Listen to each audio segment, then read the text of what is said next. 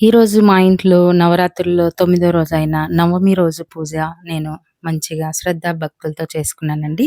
అలాగే అమ్మవారికి ఇష్టమైన గూడాన్నాన్ని గూడా ప్రసాదంగా నివేదించాను.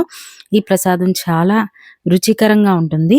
పాలు లేకుండా గూడాన్నాన్ని ఎంతో రుచికరంగా మనకి వచ్చేట్లు కరెక్ట్ మెథడ్‌లో ఎలా చేసుకోవాలన్నది వీడియోలో వివరంగా చూపించాను చూడండి. వీడియోని మాత్రం స్కిప్ చేయొద్దు. స్కిప్ చేస్తే నేను చెప్పేది మీకు డీటెయిల్డ్‌గా అర్థం కాదనమాట. సో, వీడియోలోకెళ్ళిపోదామా? ఈ గుడాన్నం ప్రిపేర్ చేసుకోవడానికి ముందుగా అయితే ఒక బౌల్ తీసుకున్నాను. ఈ బౌల్‌లో నేను ఒక కప్పు రైస్‌ని తీసుకొని మంచిగా శుభ్రంగా మంచినీళ్ళతో 2, 3 సార్లు వాష్ చేసేసుకోవాలి. రైస్ బాగా వాష్ చేసుకున్న తర్వాత ఇందులో కొంచెం వాటర్ పోసేసి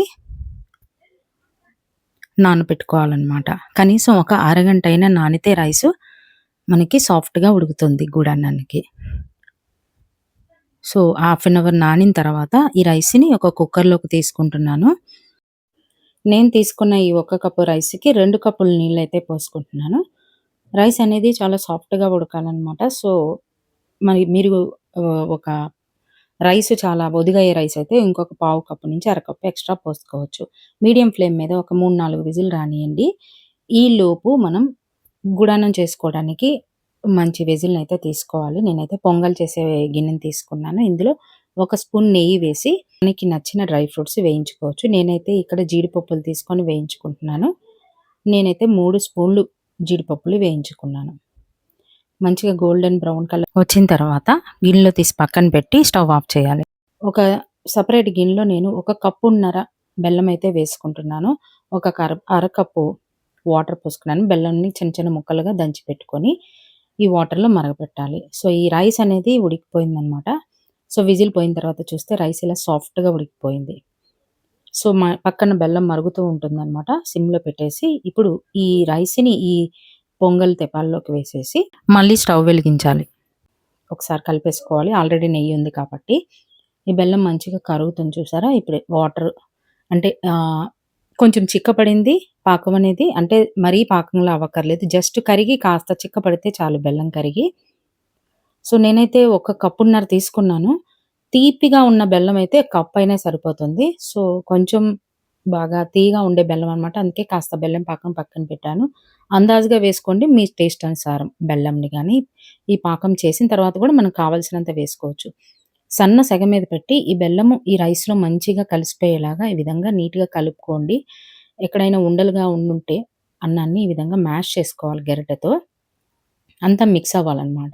మిక్స్ అయిన తర్వాత ఒక 2 నిమిషాలు ఉంచి స్టవ్ ఆఫ్ చేసేయటమే. ఎందుకంటే పాకం వేసాం కాబట్టి ఎక్కువసేపు స్టవ్ పైన ఉంచాల్సిన అవసరం లేదు.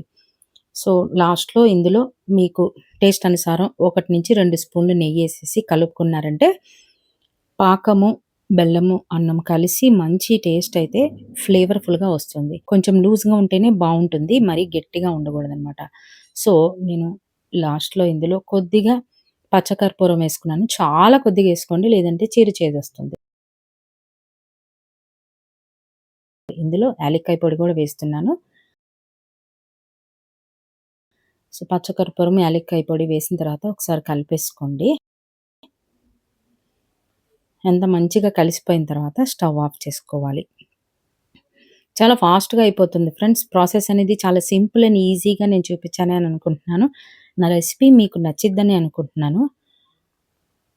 సో, నేను ఆల్రెడీ ప్రిపేర్ చేసుకున్న ఈ జీడిపప్పుల్ని పైన ఈ విధంగా వేసేసుకుంటున్నాను. మీరు ఇలాగే అమ్మవారికి ప్రసాదంగా నివేదించవచ్చు. లేదంటే వేరే గిన్నెలో కూడా సర్వ్ చేసి పెట్టొచ్చనమాట. అమ్మవారికి ఎంతో ప్రీతికరమైన ఈ గూడాన్నాన్ని నేను ఈరోజు చేసి అమ్మవారికి నివేదించాను. కావాలంటే దశమి రోజు కూడా చేసుకోవచ్చు. గూడాన్నం అనేది చాలా స్పెషల్ అనమాట అమ్మవారికి నవరాత్రుల్లో. సో, ఈ గూడాన్నాన్ని మీరు గూడా బెల్లం పరమాన్నం అని కూడా అంటారు. బెల్లం పాయసం, బెల్లం పరమాన్నం, పాయసం. సో, ఈ రెసిపీ మీ అందరికీ నచ్చిద్దని అనుకుంటున్నాను. మా రెసిపీ మీ అందరికీ నచ్చినట్లయితే please like, share and subscribe to our channel. Thanks for watching.